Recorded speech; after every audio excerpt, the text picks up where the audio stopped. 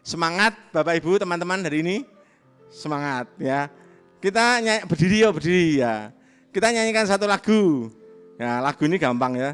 Ada satu sobatku yang setia. Bisa semua ya. Kalau enggak bisa nanti kita belajar sama sebelahnya yang bisa. Kalau sebelahnya enggak bisa belajar lagi itu. Nanti di sini juga ada lagunya ya. Ada satu sobatku yang setia. Luis, silakan Luis ya. Sampai tepuk tangan Bapak Ibu.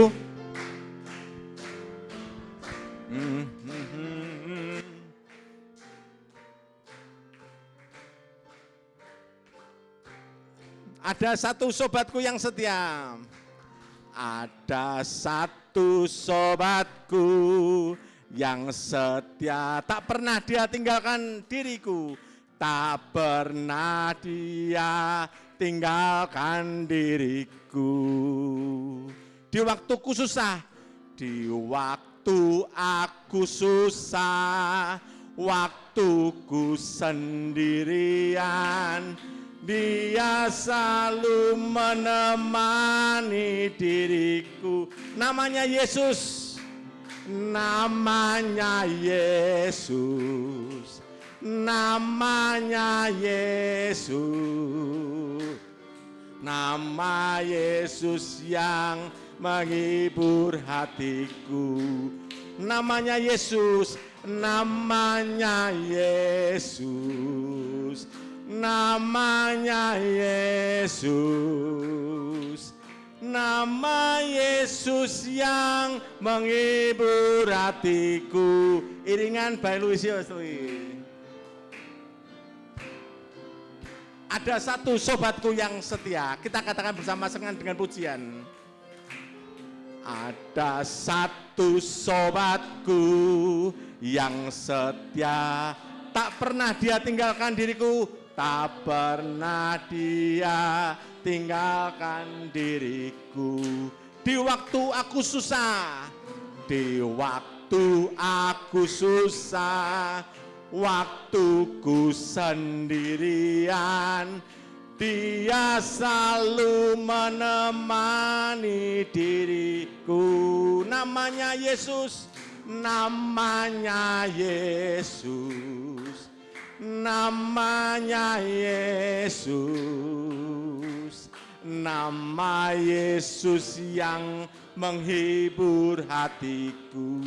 Namanya Yesus, namanya Yesus, namanya Yesus, namanya Yesus, nama Yesus yang menghibur hatiku. Sekali lagi namanya Yesus, namanya Yesus, namanya Yesus, nama Yesus yang menghibur hatiku. Namanya Yesus, namanya Yesus, nama Yesus, nama Yesus yang menghibur hatiku. Nama Yesus yang menghibur hatiku. Nama Yesus yang menghibur hatiku yang nama Yesus yang menghibur hatiku. Ya. Kita nyanyikan lagu sekali lagi dengan bangkit berdiri. Yesus pokok dan kita carangnya. Gampang ya Bapak Ibu? Gampang ya. Ini lagu sekolah minggu ya. Yesus pokok dan kita carangnya. Bisa ya? Tapi tidak usah pakai gerakan ya. Kita nyanyikan lagu ini bersama-sama.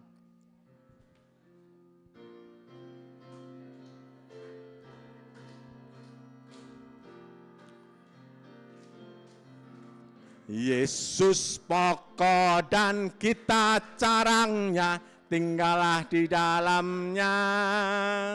Yesus pokok dan kita carangnya, tinggallah di dalamnya. Yesus pokok dan kita carangnya, tinggallah di dalamnya. Pastilah kau akan berbuah. Yesus, Yesus cintaku, ku cinta kau, kau cinta dia.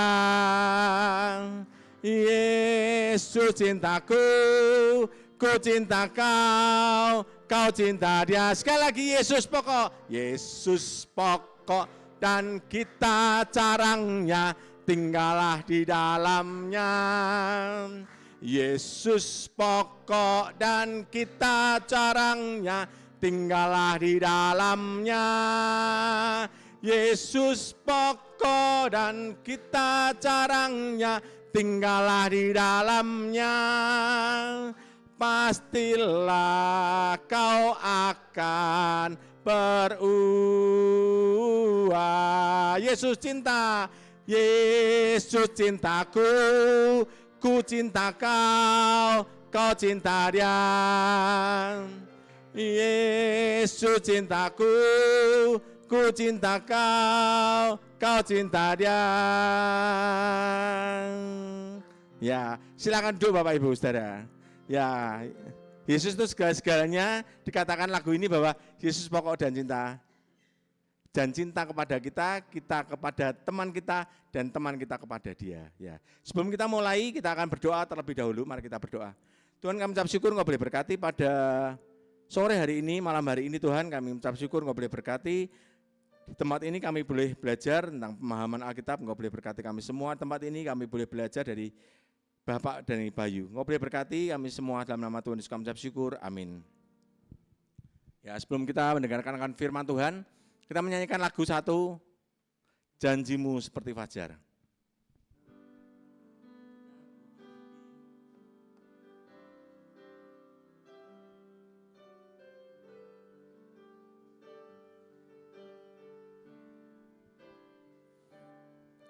Ketika ku hadapi kehidupan ini, jalan mana yang harus kupilih?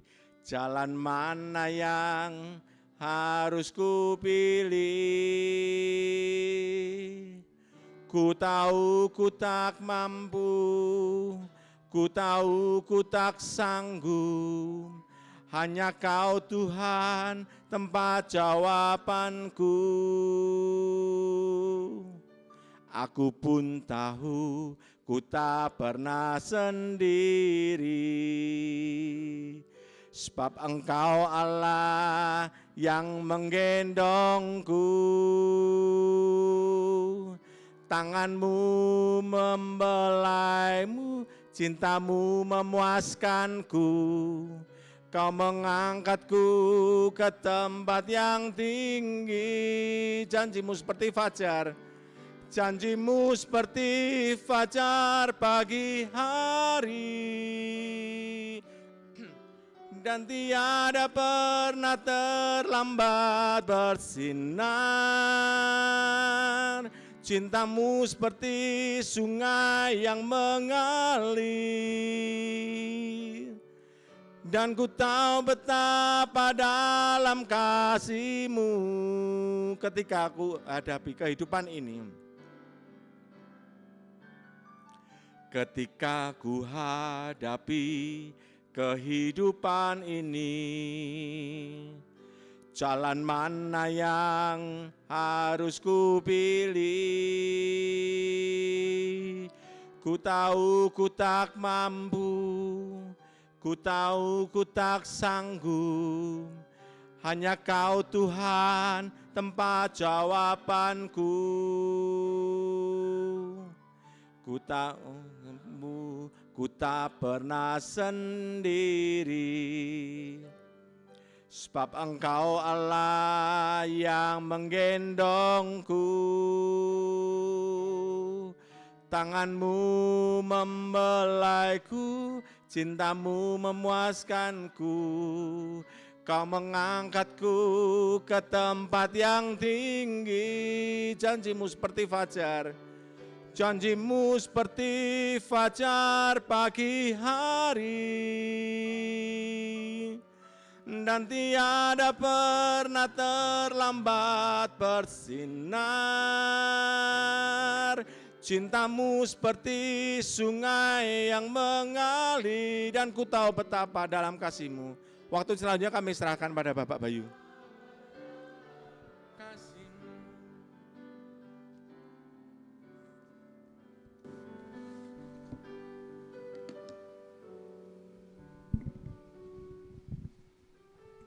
Oke, mari kita berdoa.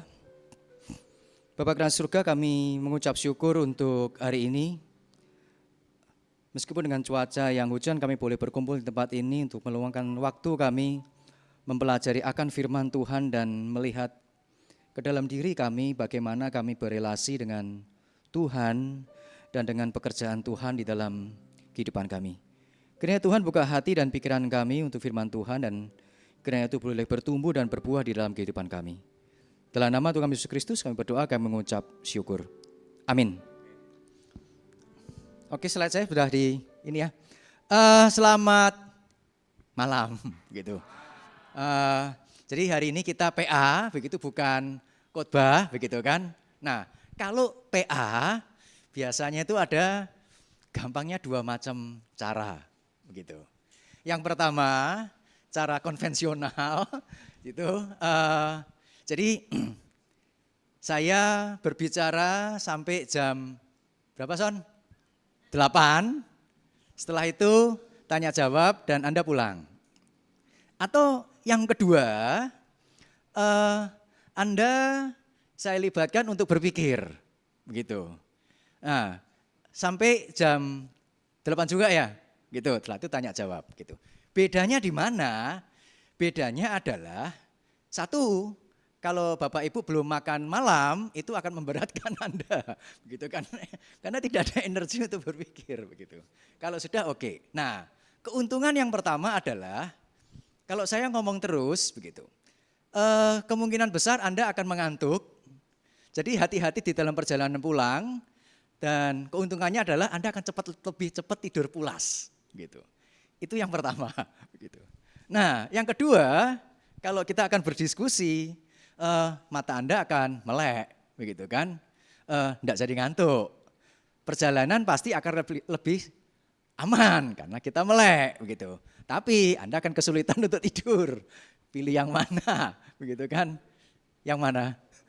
Terserah begitu ya. Oke, hari ini temanya kesabaran Allah dan penolakan umat. Menarik begitu. Kenapa ada penolakan di situ? Kita bicara di dalam sebuah dunia yang haus akan penerimaan, gitu kan? Rasanya sakit kalau tidak diterima, begitu.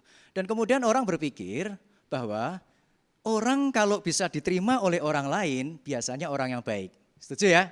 Gitu kan?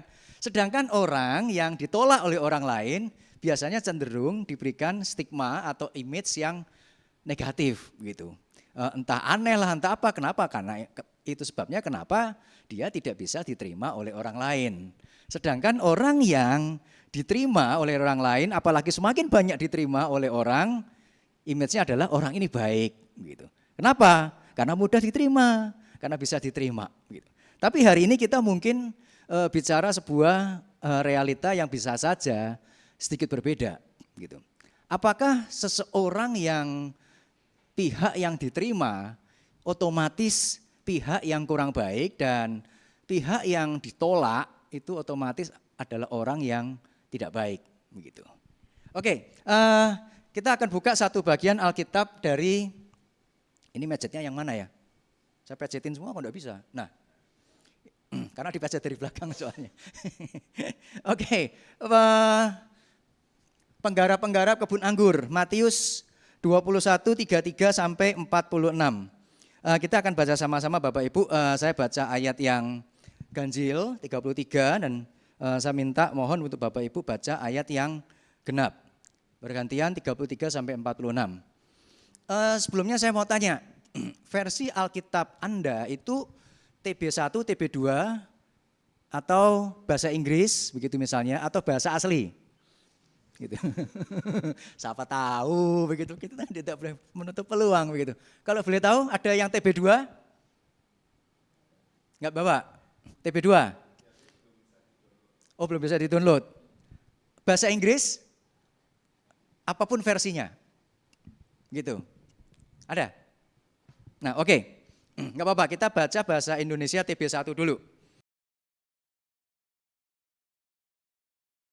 Dengarkanlah suatu perumpamaan yang lain. Adalah seorang tuan tanah membuka kebun anggur dan menanam pagar sekelilingnya. Ia menggali lubang tempat memeras anggur dan mendirikan menara jaga di dalam kebun itu. Kemudian ia menyewakan kebun itu kepada penggarap-penggarap, lalu berangkat ke negeri yang lain. Oke, silakan Bapak Ibu.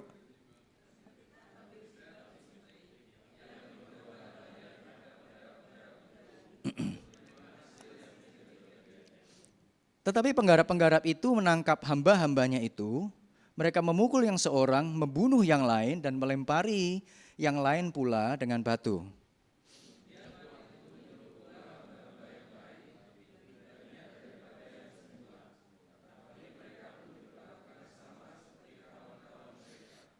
Akhirnya ia menyuruh anaknya kepada mereka, katanya, anakku akan mereka segani.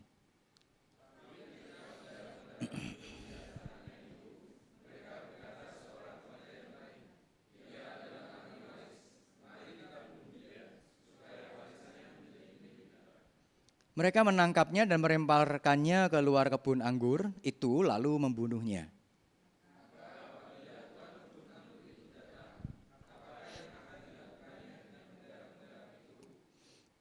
Kata mereka kepadanya, ia akan membinasakan orang-orang jahat itu dan kebun anggurnya akan disewakannya kepada penggarap-penggarap yang lain, yang akan menyerahkan hasilnya kepadanya pada waktunya.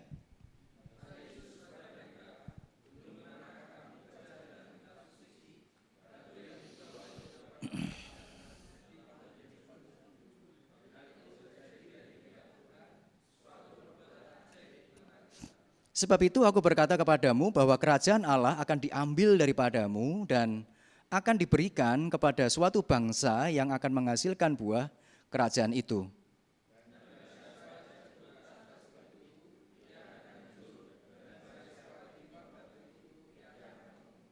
Ketika imam-imam kepala dan orang-orang Farisi mendengar perumpamaan-perumpamaan Yesus, mereka mengerti bahwa merekalah yang dimaksudkannya.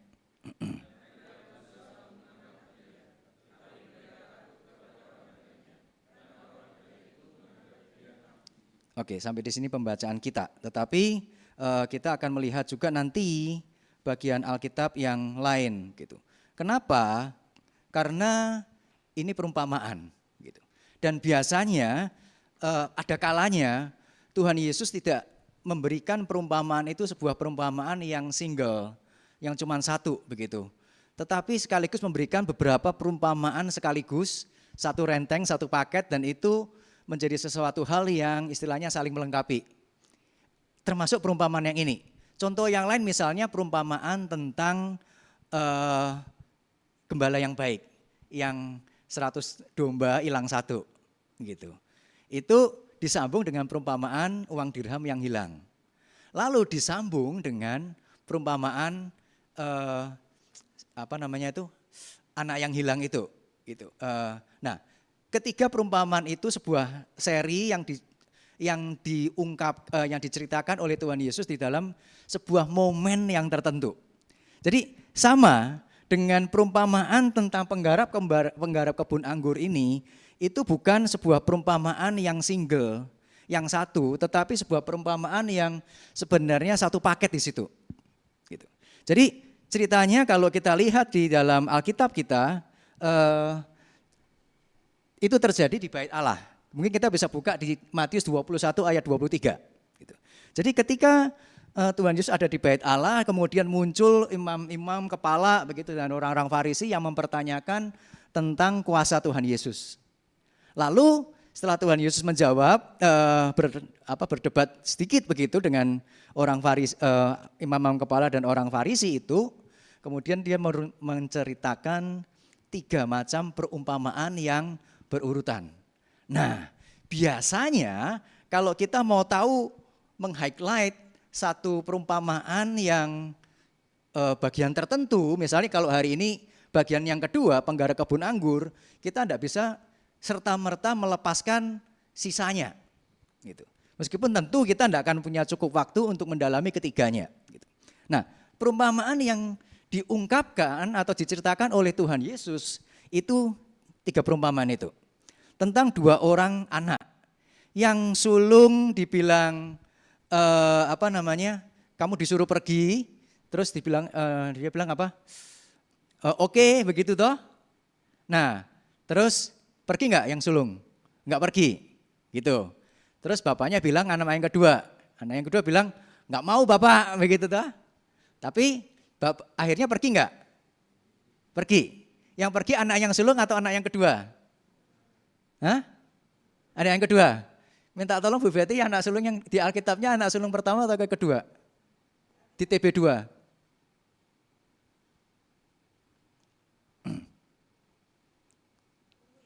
Oke. Hah?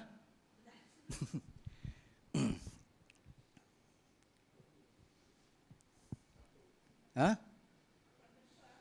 Yang kedua yang pergi. Berarti belum diganti begitu. Ada yang Alkitab bahasa Inggris enggak? Saya enggak punya Alkitab TB2 begitu. Yang punya Alkitab bahasa Inggris itu yang pergi yang pertama. Bukan yang kedua. Itu hanya terjadi di dalam Alkitab kita. Yang bahasa Indonesia. Anda coba silakan bahasa asli bahasa Inggris, gitu kan. Perumpamaan 2 orang anak, yang pergi yang pertama, bukan yang kedua, begitu. Di Alkitab kita yang kedua sih memang gitu. Saya baru notice menyadari ketika dalam sebuah seminar ada pengunjung yang komplain, gitu kan, ke seorang pembicara yang menerbitkan Alkitabnya. Dia bilang, "Pak, yang benar yang mana?" Begitu. Dia bilang, dia ada yang ngaku ngomong, di bahasa Inggris memang yang pertama, di mana-mana pertama begitu. Cuman di TB1 katanya itu memang yang kedua yang kita baca. Cuma katanya nanti di TB2 diganti begitu. Cuma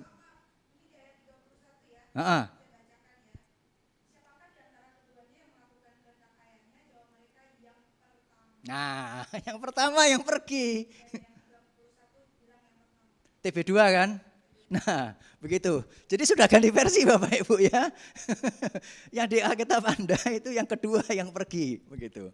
Nah, yang benar yang mana? Saya tentu akan lebih bilang yang pertama yang pergi. Kenapa? Karena versi Inggris, versi bahasa asli itu yang pertama yang pergi, gitu. Jadi kita sudah membaca sesuatu yang berbeda selama TB1 itu tahun berapa ya? 74 ya? Pertama kali terbit ya? Lebih tua dari saya. Begitu. Nah itu yang terjadi begitu. Lalu yang kedua, apa?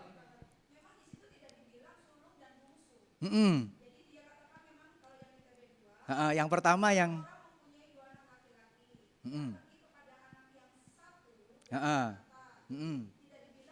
yang sulung, betul. Betul. Nah,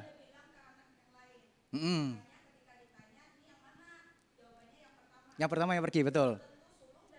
Ya, nah cuman secara umum itu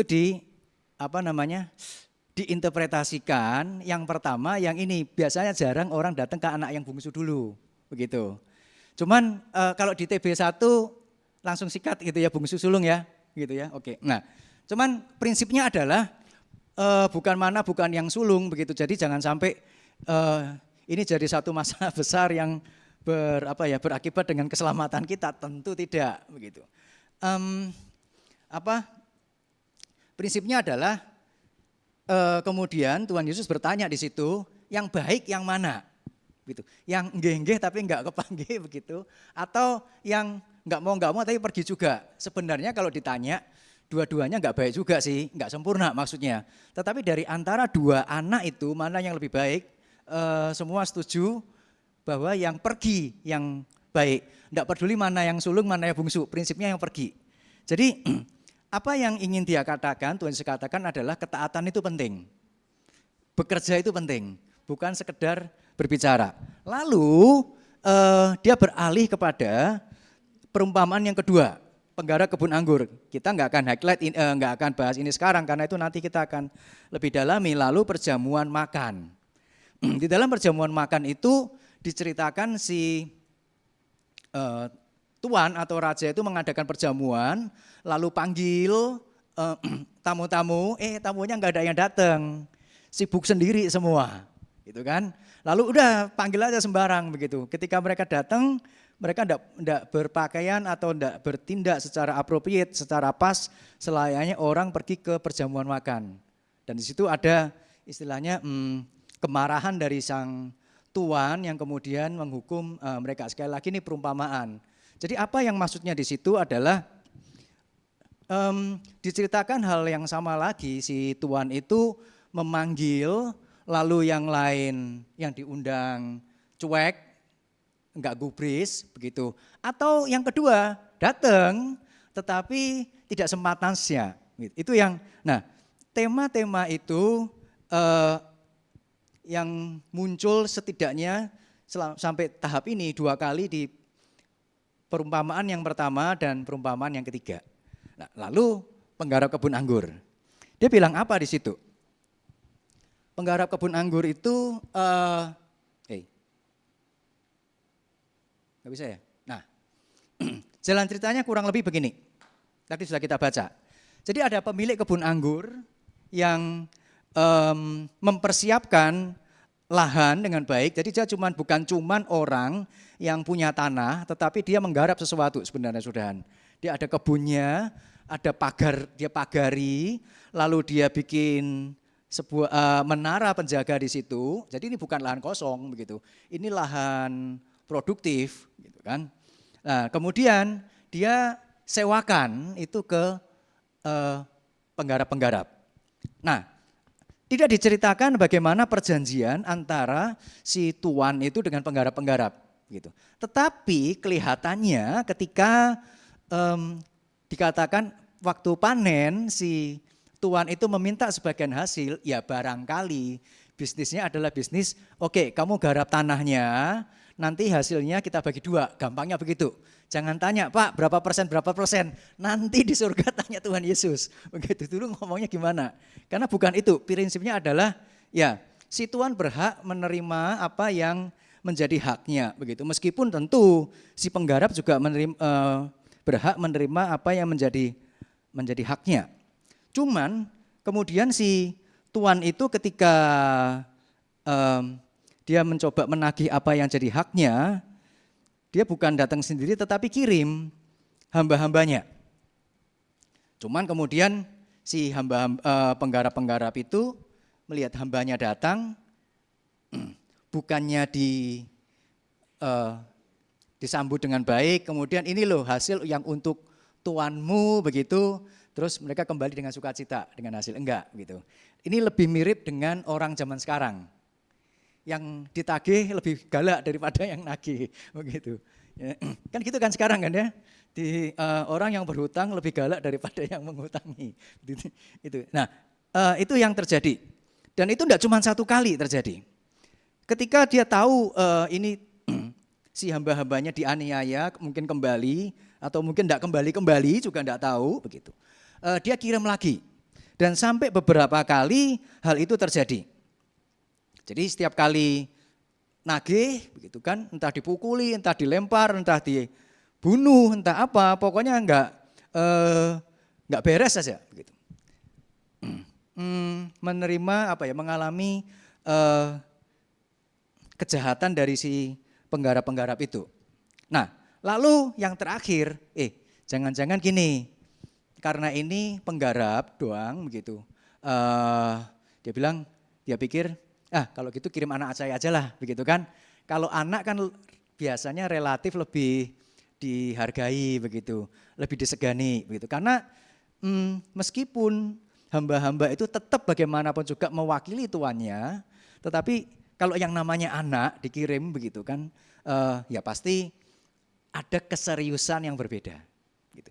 Jadi diharapkan kalau dia berani sama hamba-hambanya, ya sama anaknya sungkan lah begitu kan. Lalu dia utus si anak itu kepada para penggarap-penggarap itu. Ternyata plot twist yang terjadi. Bukannya disegani, malah mereka berpikir lebih jahat lagi. Mereka pikir ini ahli waris loh.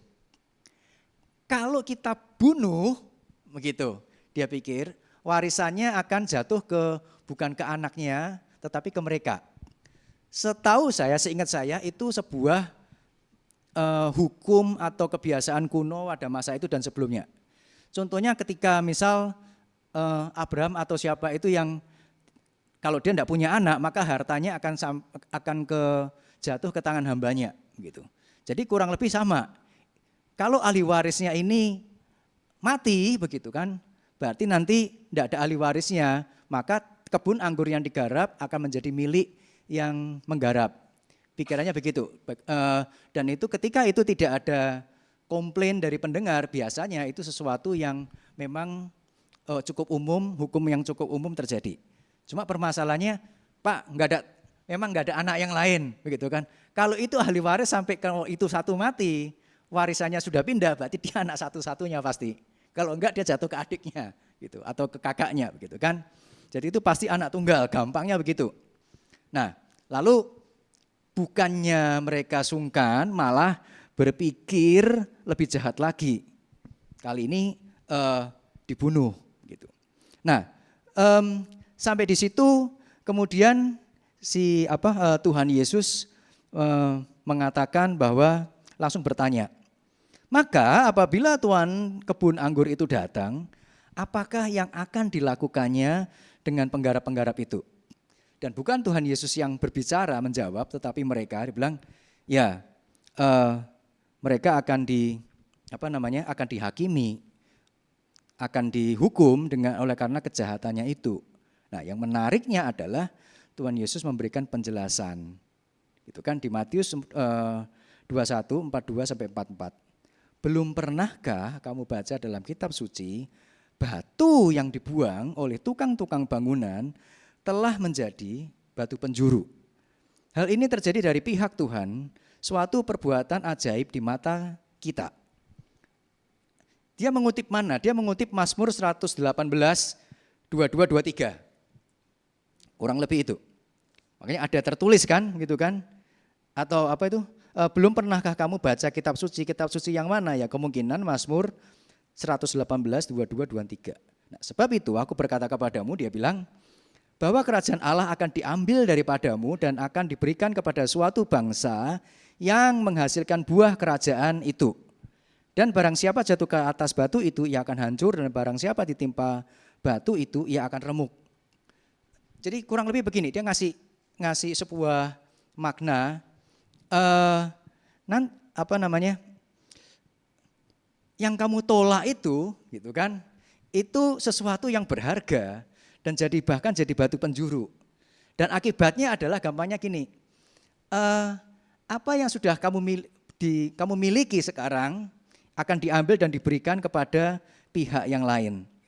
Dan bagian itu mengingatkan kita pada 1 Petrus 2 ayat 1 sampai 10. 1 sampai 10, yang kamulah bangsa yang terpilih itu loh. Ingat ya, imamat yang raja nih, bangsa yang kudus. Nah, imam-imam langsung ngeh gitu. Ini bicara tentang siapa dan bicara tentang apa. Setidaknya satu hal, dia tersindir dengan perkataan Tuhan Yesus. Tetapi dia tidak berani bertindak. Kenapa? Ya, karena Tuhan Yesus masih dianggap sebagai nabi. Nah, kurang lebih begini. Beberapa penafsiran kemudian mencoba sebelum kita berdiskusi begitu, mengartikan siapakah pemilik kebun anggur itu, siapakah kemudian kebun anggurnya dan sebagainya. Pemilik kebun anggur hampir jelas itu adalah Allah Bapa. Sering Allah Bapa dinyatakan sebagai pengusaha. Yohanes yang pokok anggur yang benar yang tadi kita nyanyikan gitu kan. Yesus pokok dan kitalah carangnya, tinggallah di dalamnya itu loh. Di situ dikisahkan kan Bapak adalah pengusaha kebun anggur begitu. Nah, siapakah kebun anggur? Karena ini di dalam konteks Israel waktu itu diucapkan, maka kemungkinan besar yang dimasukkan dengan kebun anggur adalah Israel. Gitu. Pada waktu itu, saya tidak mengatakan pada waktu ini. Gitu. Dan pemimpin-pemimpin agama, ya itulah penggarap-penggarap yang kebun anggur. Kristus jelas dikatakan sebagai anak dari pemilik kebun anggur. Dan yang menarik nanti justru yang akan kita coba highlight adalah bagian buah. Gitu. nggak ada buahnya, begitu kan? Tuhan berhak menerima sesuatu, tapi kalau dia tidak menerima, itu apa sih sebenarnya yang Tuhan kehendaki dari kebun anggurnya itu? Gitu. Kalau kita bicara Israel hari ini ya kita bicara Israel rohani, umat Tuhan. Kita bicara gereja, kita bicara murid Kristus, gitu. Nah, supaya kita tidak mengantuk, coba minta tolong mungkin kita bisa bagi 3 kelompok, gitu kan?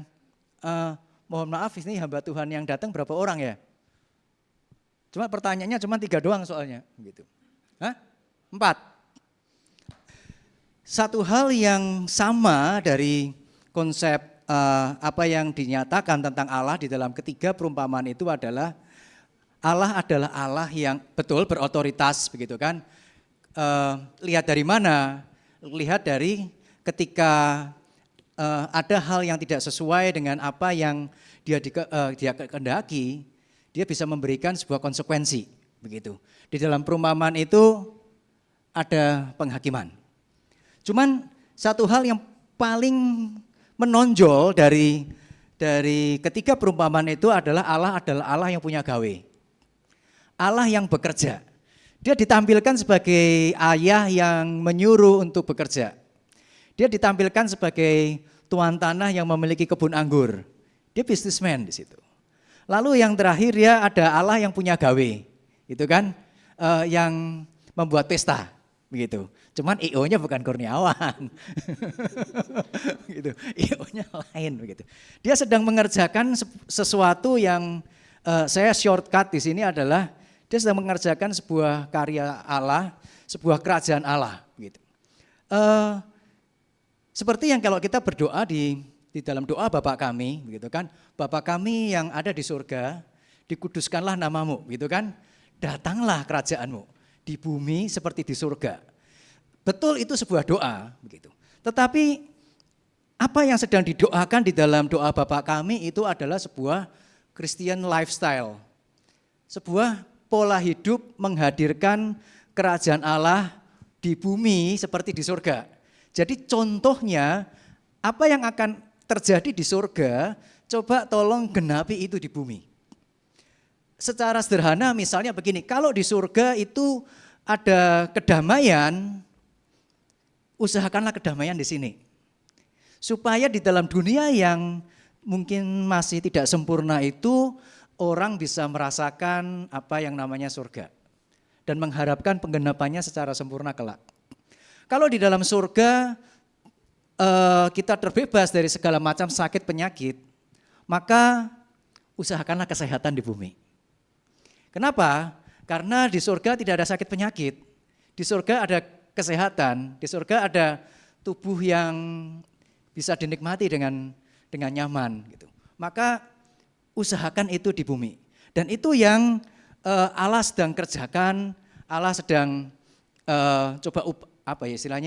genapi melalui Kristus sebagai pintu masuk, gitu. Jadi Kristus itu ditampilkan sebagai puncak. Karena setelah Kristus tidak ada di dalam perumpamaan ya, hamba lain yang diutus. Artinya ini sudah final. Gitu. Kalau sampai ini ditolak, begitu kan, udah nggak ada obatnya lagi dah. Gitu. Jadi dia adalah anak yang betul anak, gitu kan, yang yang mewakili bapaknya, tetapi dia ditampilkan sebagai sesuatu yang sosok yang final, yang kalau ini ditolak ya berarti you tolak saya sudah. Gitu. Dan kemudian Allah adalah Allah yang melibatkan umatnya. Dia tidak bekerja sendiri.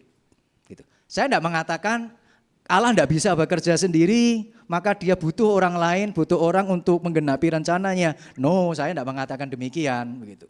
Tetapi saya akan mengatakan meskipun dia bisa mengerjakan segalanya sendiri, tetapi dia melibatkan kita untuk bekerja bersama-sama dengan dia.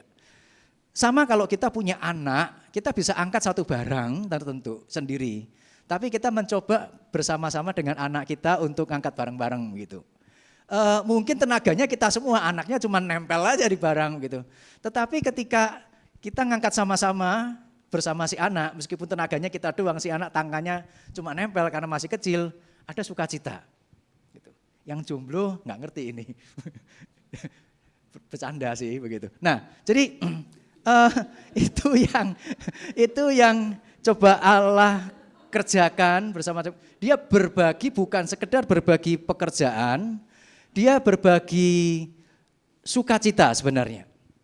Sukacita merasakan bagaimana si anak itu berelasi dengan bapaknya ketika bekerja bersama-sama. Tetapi apa yang terjadi adalah ya penolakan. Apa yang baik yang dikerjakan oleh Tuhan, sosok yang agung yang dikirim oleh Tuhan, faktanya kemudian ditolak oleh orang-orang yang berdosa. Jadi problemnya bukan di sini mau mengatakan kemudian yang kamu tolak itu batu penjuru yang berharga. Jadi di sini berbeda dengan dunia yang seringkali berpikir bahwa yang ditolak itu jelek, yang di-reject itu jelek, yang diterima itu pasti baik begitu. Tetapi apa yang coba ditawarkan setidaknya di sini gini, apa yang kamu tolak dan apa yang kamu terima sebenarnya menggambarkan kualitas kamu seperti apa. Ketika kamu tidak bisa mengenali sesuatu yang baik dan kamu menolak sesuatu yang baik, berarti kamu bukan orang baik. Karena kenapa? Ada yang baik lu tolak kok. Dan ketika ada yang tidak baik, kok malah diterima. Berarti bukan dianya yang baik karena diterima, kamunya yang enggak baik karena menerima yang tidak baik, gitu loh. Jadi sedikit terbalik bahwa yaitu tadi, apa yang kita tolak dan apa yang kita terima menentukan kualitas kita. Apakah kita menerima kerajaan surga atau tidak? Apakah kita menerima pekerjaan Tuhan atau tidak? Gitu. Kalau kita menerima pekerjaan Tuhan, artinya ya kualitas kita adalah kualitas orang yang penggarap, yang taat, yang pergi. Gitu. Nah, tapi yang terakhir, gitu kan, kesabaran Allah dan penghakiman. Saya tidak terlalu terganggu, saya pribadi, mungkin sebagian orang iya, gitu. Saya pribadi bukan orang yang terlalu terganggu ketika dikatakan bahwa kesabaran Allah ada batasnya. Bagi saya it's okay. Gitu. Karena konsep, saya orang teknik masalahnya begitu. Saya berpikirnya sederhana begitu. Kalau kesabaran Allah tidak terbatas, kenapa ada penghakiman? Gitu kan? Oke, setelah Kristus gak ada lagi yang dikirim begitu. Nah, jadi apakah kesabaran Allah pendek? Tentu saja tidak, makanya dia kirim banyak. Gitu. Jadi dia panjang sabar, iya. Tetapi saya tidak terlalu keberatan jika itu ada batasnya. Misal begitu, tapi batasnya kan ketika misal kita meninggal begitu kan. Oke, siapa yang buat kita meninggal? Atau masih tetap itu Tuhan juga bukan? Gitu. Jadi apa yang otoritas yang tadi disampaikan di kelompok 1 itu benar. Otoritas itu yang menentukan oke saya hakimi sekarang, saya kirim lagi wakil atau saya apakan lagi. Dan itu tidak bisa ada penolakan, ada pencegahan dari pihak si penggarap-penggarap itu, mereka hanya bisa menerima gitu.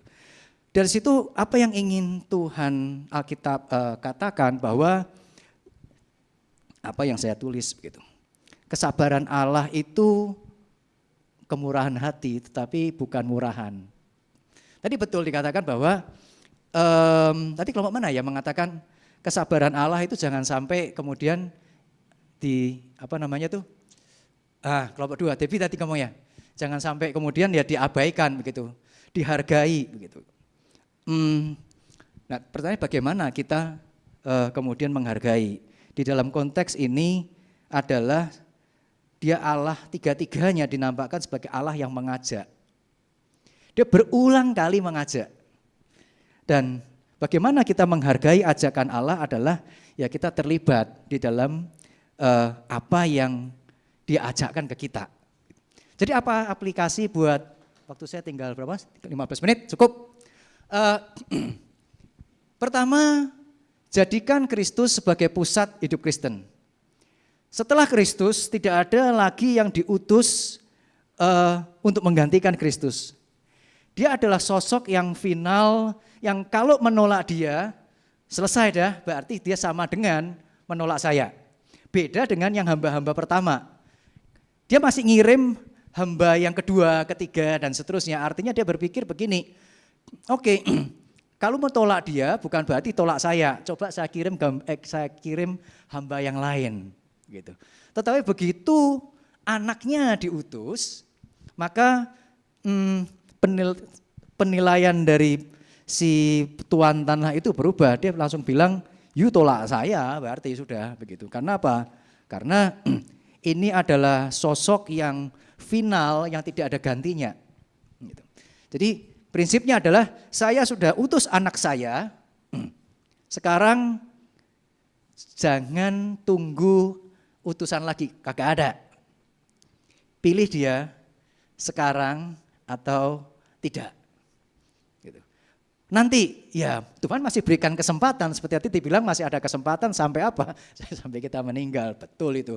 Tapi kapan kita tidak pernah tahu. Itu. Jadi dan dikatakan bahwa yang kamu tolak itu adalah batu penjuru. Kalau kita yang kerja di bangunan begitu, saya dulu kerja di bangunan maka cukup ngerti. Batu penjuru itu bentuknya kadang kalau zaman sekarang cuma bata sepenggal ditaruh di pojok. Pojok sana sama pojok sana, kemudian untuk meluruskan itu jadi patokan benangnya itu lalu dibuat satu baris bata dan nanti bata yang paling bawah itu jadi penjuru untuk yang atasnya. Kalau dia sampai meleset dari yang bawah atau meleset dari yang pojok, maka yang atasnya pasti melenceng. Jadi batu penjuru itu sebuah konsep di mana Kristus sebagai arah, sebagai standar, sebagai patokan untuk apa? Ya untuk kita hidup dia final. Dan itu yang dikatakan di dalam 1 Petrus 2 ayat 1 sampai 10 itu ditolak, tetapi jadi batu sandungan. Buat apa? Buat mereka yang tidak mentaati firman Tuhan, Kristus batu sandungan, tetapi buat mereka yang mentaati firman Tuhan, dia adalah berkat. Jadi apa yang kita bisa pelajari di situ, kadang kebenaran itu mengganggu orang yang berdosa, mengganggu orang yang tidak mentaati begitu. Makanya dikatakan bahwa seorang yang namanya Kierkegaard dia mengatakan, kenapa mempercayai sesuatu itu sulit? Karena ketaatan itu lebih sulit. Kadang kita tahu ini benar, tapi kalau saya terima ini benar, saya mesti taat dengan kebenaran itu, maka lebih baik. Dan saya tidak mau, maka lebih baik saya tolak. Gitu. Nah itu yang sering kali terjadi. Gitu. Jadi jadikan Kristus sebagai pusat dari seluruh kehidupan kita karena dia adalah pribadi yang final, yang disediakan, yang dikirim oleh Allah. Untuk apa? Untuk kita masuk ke dalam kerajaan dia, kerajaan Allah dan kemudian terlibat sama seperti Allah adalah Allah yang mengajak, terlibat dengan seluruh pekerjaan Tuhan. Dan sekali lagi ingat kita adalah pengelola dari apa yang Allah percayakan, kita bukan pemilik. Gitu. Kalau kita pengelola artinya kita suatu saat akan diminta sebuah pertanggungjawaban terhadap apa yang kita hasilkan. Apa yang kita kerjakan, you kerja sudah benar atau enggak misalnya. Oke, you kerja hasilnya apa? Saya membimbing anak-anak capstone itu skripsi ala SMA gitu. Saya membimbing anak-anak IPA, gitu kan. Ada masalah di dalam praktikum dia di laboratorium biologi dan mereka khawatir bahwa karena waktunya mepet, proyek capstone mereka gagal. Lalu mereka tanya sama saya, Mister, kalau di sana panggilnya Mister soalnya begitu. Makanya ada guru yang tinggi sekali kan, saya sampai bingung mau panggil Mister atau panggil Mistar. Gitu. Mister, kalau gagal apa? Saya katakan, mental ilmuwan, you boleh gagal. Karena waktu yang terbatas. Gagal itu tidak salah, apalagi dengan waktu yang terbatas. But why do you fail? Kamu bisa pertanggungjawabkan kegagalanmu enggak? Misal begini, saya sudah bekerja tanpa berhenti. Harusnya libur, saya kerja di laboratorium, gitu kan. Saya sudah bekerja berdasarkan referensi akademis, begitu. Dan ternyata tidak berhasil. It's okay. Tapi kalau saya bekerja sekali-sekali, libur ya libur, wong enggak libur aja kita libur, begitu. Ya enggak bisa dipertanggungjawabkan, yuk pilih yang mana, begitu. Jadi kita mengelola dan kita harus pertanggungjawabkan apa yang kita kelola. Kita punya keluarga, itu kebun anggur kita. Tuhan percayakan anak ke kita, Tuhan percayakan jemaat ke kita. Itu our vineyard, kebun anggur kita, dan kita dipanggil untuk mengelola 1-2 orang di dalam rumah kita, atau 3 orang di dalam rumah kita, kemudian di dalam lingkungan yang lebih besar. Bagaimana? Apakah kita mengerjakannya dengan bertanggung jawab? Gitu. Apakah kita menjalankannya sesuai apa yang Tuhan mau? Dan ketika Tuhan mengatakan bahwa kebun anggurmu itu apa yang ada padamu akan diberikan kepada orang lain, saya tidak akan berpolemik antara hubungan Israel dengan gereja, saya tidak akan sampai ke situ hari ini, tetapi ya jelas begitu. Pihak yang kemudian di dalam secara teologis menerima kebun anggur itu, kalau pakai istilah di situ, ya gereja. Bagaimana umat Tuhan, murid Kristus kemudian ikut terlibat di dalam pekerjaan Tuhan. Gitu. Nah, saya ingin sebagai penutup saya ingin cerita hal semacam ini. Gereja itu bahasa Yunani eklesia, benar ya? Kita semua tahu itu. Artinya dipanggil keluar. Tetapi pemikiran atau konsep dipanggil keluar atau eklesia itu bukan sebuah konsep yang murni atau berasal dari benar-benar berasal dari kekristenan. Jadi itu ada bukan karena ada gereja lalu dia bikin istilah yang baru yang tidak pernah ada yang namanya eklesia. Enggak. Gitu. Itu sebuah istilah yang kemudian dipinjam karena ada mungkin sebuah konsep yang sama. Dan itu konsep eklesia muncul di dalam dunia kuno, di dalam konteks politik sebenarnya.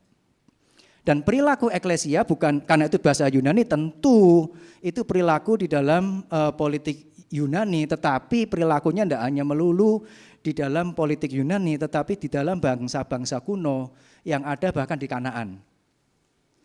Orang yang dipanggil keluar. Nah, bagaimana kita memahami eklesia di dalam dunia kuno dan apa dampaknya buat yang bisa kita pelajari hari ini berkaitan dengan panggilan menggarap kebun anggur begitu. Saya yakin dan percaya dan saya mengasumsikan Bapak Ibu bukan penggarap yang jahat itu. Begitu. Saya penggarap-penggarap yang baik, wajahnya baik-baik begitu kan ya. Ada sebuah penggalian di Israel yang kemudian diketahui bahwa itu adalah kota Lakis begitu. Nah, ini adalah bagian pintu gerbang masuk dari kota. Bentuknya kurang lebih seperti, nah yang saya kotain itu dibilang digital reproducing of the Lakis City Gate. Jadi ini pintu gerbangnya, yang jalan ini ada bagian yang putih ke sana itu jalan masuknya, dan di dalam pintu gerbang itu ada sebuah chamber, ada ruang-ruang itu 3 sama kiri kanan itu 6 berarti. Gitu. Itu ruang apa? Itu bukan WC umum Bapak Ibu. Gitu. Itu ruang tempat orang-orang berperkara di situ. Kalau Ayu punya masalah, kita ada masalah, ribut dengan tetangga, mau cari keadilan, di situ hakimnya. Orang-orang yang dipanggil kalau di Yunani itu eklesia, di sini ya tua-tua sebenarnya, bukan eklesia. Adalah orang-orang yang dianggap bijaksana, terus dipanggil dari rumah, keluar dari rumah, didudukkan di ruang itu. Untuk apa? Menghakimi perkara itu dengan adil. Gitu. Nah, itu tugas dari eklesia. Dipanggil keluar untuk menjadi dan menuntun sebuah kesejahteraan masyarakat, keadilan masyarakat. Tentu kalau kita bicara dalam konteks Kristen, bagaimana mengadili ya pakai pemikiran Kristen, pakai iman Kristen, pakai kasih Kristen. Begitu. Bahkan konon katanya saking pentingnya orang-orang semacam ini di dalam dunia kuno kalau mau berperang dia punya dua cara. Mau cara murah tapi lama atau cara mahal tapi cepat. Kalau cara mahal tapi cepat gampang, kirim aja pasukan sebanyak-banyaknya, pakai peralatan sebanyak-banyaknya, itu kayak perang-perang di film-film itulah. Digeruduk rame-rame begitu, naikin, robohin itu temboknya, masuk serbu selesai habis perkara begitu. Mungkin cuma sebulan 2 bulan ya, kalau apes ya lama begitu. Tapi ada cara yang lebih gampang, murah, ya tapi resikonya lama. Kalau enggak kesusu, itulah maksudnya kan, kirim sniper atau pembunuh bayaran. Gampangnya gitu. Lalu siapa yang dibunuh? Eklesianya. Gitu, incer tuh. Bunuh saat, ini ada 6 kan? Satu hari satu aja, Senin 1 begitu kan, Pak Utomo, Selasa Bu Betty, begitu. Rabu Angga, Kamis Lukas gitu kan, Jumat Eva, Sabtu majelisnya, ketua majelisnya siapa, Minggu, oh ya karena sekarang 5 hari kerja, Sabtu libur begitu kan, Minggu pembunuhnya minta ampun, Senin bunuh lagi 1 gitu kan. Nah kalau 6 habis, ada yang gantikan, cari ganti lagi. Biasanya yang ganti lebih jelek. Gitu. Nah, udah nanti ganti kan, langsung dibunuh lagi. Gitu. Mendidik seorang eklesia makan jangka waktu lama. Gitu kan. Jangka waktu lama. Jadi kalau bunuhnya cepat, dipastikan yang gantikan enggak bagus. Sampai habis tinggal yang jelek-jelek yang dinaikin. Gitu, untuk menghakimi. Tentu orang-orang semacam ini tidak bisa adil dalam menghakimi. Akhirnya apa? Kacau lah itu masyarakat. Gitu. Kalau sudah kacau mereka bertengkar sendiri, tidak akur begitu kan. Nah itu sangat gampang untuk kota itu ditundukkan. Dia hancur dari dalam. Itulah eklesia. Ketika eklesia itu tidak punya kualitas di dalam mengerjakan pekerjaan Allah itu, gitu. Ya, yang terjadi ya buahnya juga sedikit dan mungkin tidak berbuah di situ. Kita orang yang ditebus dan kita seharga dari darah Kristus. Dan kita bukan sekedar ditebus untuk menjadi seorang yang menikmati penebusan itu saja, tetapi kita dipanggil keluar dari kehidupan yang gelap kepada terang, dari rumah kita untuk terlibat di dalam pekerjaan Tuhan, membentuk eklesia-eklesia yang baru yang semakin serupa dengan Kristus, dan kemudian bisa berdampak bagi dunia, menjadi garam dan terang dunia yang terang dan yang asin. Kita bukan penggarap yang jahat. Kita penggarap yang baik. Kita dipanggil untuk mengerti garapan kita. Untuk kita mengerti Tuhan kita maunya terhadap garapan itu apa. Dan itulah kita. Jadi apa yang kita bisa pelajari dari perumpamaan ini? Tentu kita tidak ingin menjadi penggarap-penggarap yang jahat, yang menolak Kristus, tetapi kita menjadi penggarap-penggarap yang baik, yang mengerti siapa Tuhan kita, yang mengerti apa yang harus kita lakukan, dan menghasilkan buah yang Tuhan kita inginkan. Dan sekali lagi bukan, kalau kita bicara penggarap sebagai kita dipanggil atau bukan berhak ya, tetapi diberikan anugerah untuk menikmati dari pekerjaan itu. Makanya kadang di dalam pekerjaan-pekerjaan yang sulit sekalipun ada sukacita. Karena apa? Karena Tuhan beserta kita dan kita merasakan penyertaan itu. Oke, sampai di sini pemaparan PA kita tentang penggarap kebun anggur dan bagaimana kita sebagai gereja penggarap kebun anggur itu kemudian menghidupi panggilan kita. Sebagai penggarap yang baik, bukan sebagai penggarap yang jahat. Oke, 8:03. Ada pertanyaan? Bapak Ibu boleh bertanya apa saja karena dijawab oleh Bapak Utomo.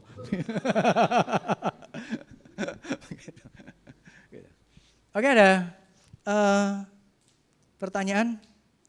Begini, saya yakin pasti akan semua pertanyaan yang diajukan, saya yakin pasti akan saya jawab.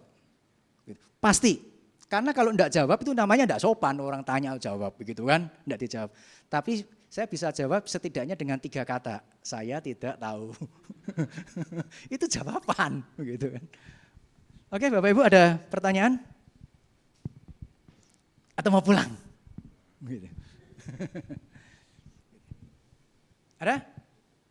1 pertanyaan? Gak ada? 2? Ini bukan panggilan yang harus diikuti pertanyaannya. Jadi boleh ditolak yang ini. Gitu. Kalau nggak ada, kita tutup dalam doa, lalu saya kembalikan ke Kurniawan. Gitu ya. Yuk. Bapak Kerajaan Surga, kami sekali mengucap syukur untuk hari ini. Kami boleh belajar satu hal tentang penggarap-penggarap kebun anggur, dan kami juga mengucap syukur Tuhan bekerja di dalam diri kami, sehingga kami boleh menjadi anak-anak Tuhan yang diberikan anugerah terlibat di dalam pekerjaan-pekerjaan Tuhan. Kiranya kami bukan menjadi hamba-hamba atau penggarap-penggarap yang jahat, tetapi kami boleh menjadi penggarap-penggarap yang baik, penggarap-penggarap yang mengenal isi hati Bapa, penggarap-penggarap yang mengerti pekerjaan kami dan menghasilkan buah pada waktunya. Kami serahkan seluruh kehidupan kami, dimanapun kami berada. Kami mengucap syukur atas kebun anggur yang Tuhan limpahkan kepada kami. Di sekolah kami, di pekerjaan kami, di rumah kami, dan di gereja kami. Ajar kami untuk merespons setiap panggilan Tuhan dengan sukacita, dengan tanggung jawab untuk menyenangkan hati Tuhan dalam kehidupan kami. Kami serahkan seluruh kehidupan kami serahkan seluruh waktu kami, kekuatan kami dan seluruh sumber daya kami ke dalam tangan Tuhan. Dalam nama Tuhan kami Yesus Kristus, kami berdoa, kami mengucap syukur. Amin.